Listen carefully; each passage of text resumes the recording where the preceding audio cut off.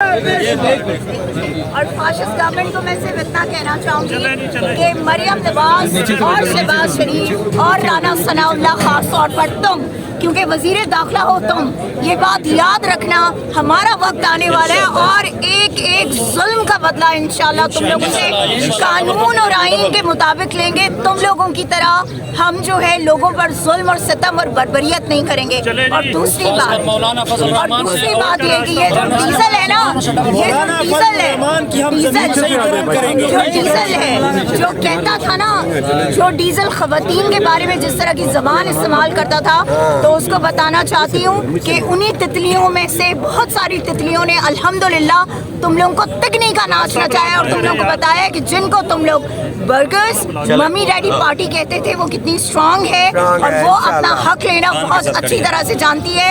इमरान खान के साथ खड़े और इंशाल्लाह ताला अली अमीन वापस आएगा और जब वो आएगा तो तुम लोगों को इंशाल्लाह तुम लोगों के अंजाम तक पहुंचाएगा पाकिस्तान से।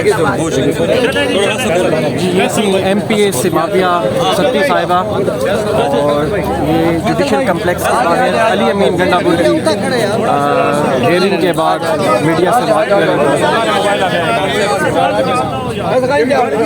यार एक मिनट बीच में क्या सवाल है ना, इसका जवाब देने का, इसलिए एक रूटीन का एक मुकदमा है जिसे आप दोस्तों ने इतना हाई प्रोफाइल बना दिया, ऐसी कोई बात नहीं। सिंपल सा एक केस है, एक एलिगेशन लगा है, तो हमने उस एलिगेशन को साबित करना है कि ये झूठा एलिगेशन।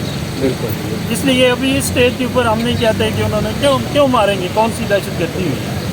एक सिंपल सी बात हुई है, स्टेट ने अपना एक्शन लिया है, हम उसे कानून के मुताबिक उसमें पैरवी करेंगे और इंशाल्लाह सुन। Thank you sir, thank you sir.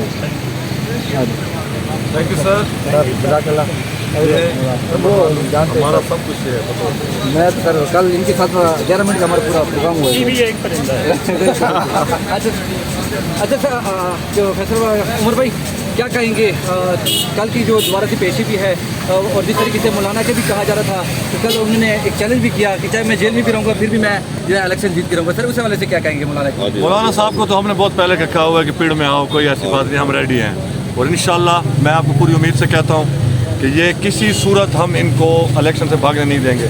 और ये भी मैं थोड़ा सा क्लैरिफाई कर दूँ आपको कि ये जो जिस ऑडियो के ऊपर इन्होंने ये केस बनाया है, ये ऑडियो इन्हें कट वट करके लगाई हुई है।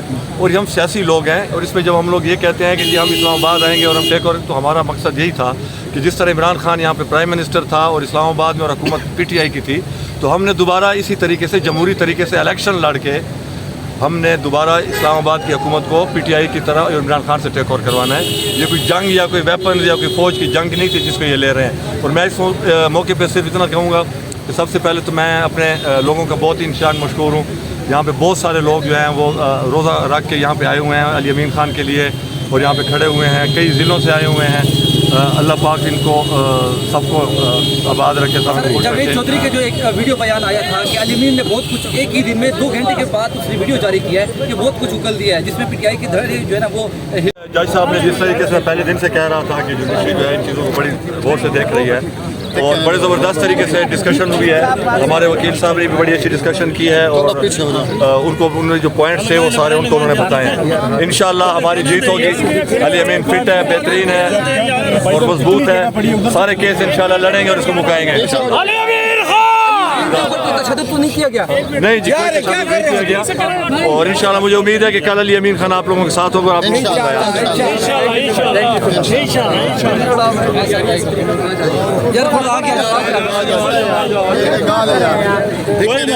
कोई नहीं आप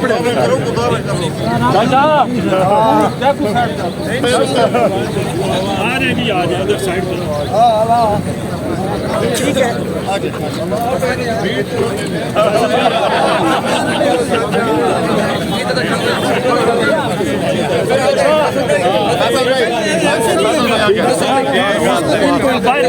मेन जगह हाँ ठीक है, थोड़ा साइड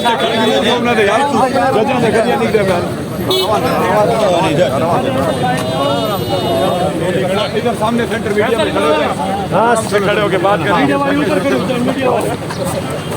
चले बोलो बड़े भाई